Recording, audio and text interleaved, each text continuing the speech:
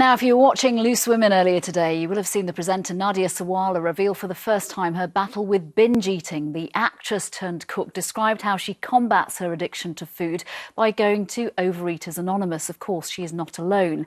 My next guest is a chef who suffered from anorexia and bulimia. Age 13, Lisa Rukin was 13 stone.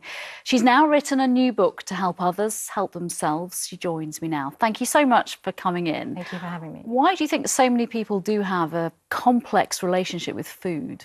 I think in today's world, especially a relationship is something that everyone has, and food is global and we're faced with food every day, and I just think that everyone has some form of a relationship with food.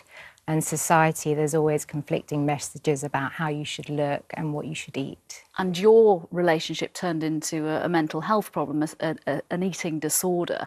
How do you now work surrounded by food? Your living is made with food. Is it like an alcoholic working in a bar, or is it very different? It's funny that when I was in hospital, actually, when I left, the doctor said I shouldn't work with food, but I actually think they're wrong, because I feel so happy about working with food and making sure I'm eating the right foods and educating people and letting people know who have had an eating disorder that you can turn it around and make it positive. And how do you make it possible to reprogram, retrain your brain where there's such negativity attached to a slice of bread, a slice of toast, a biscuit, or even an apple?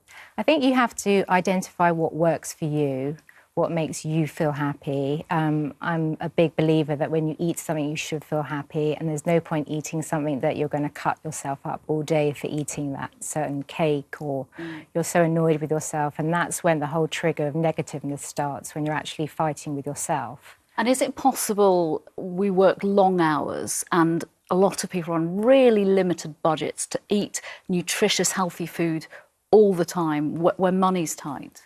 I think it's about common knowledge and about actually taking the time out to actually identify and understand what is good for you.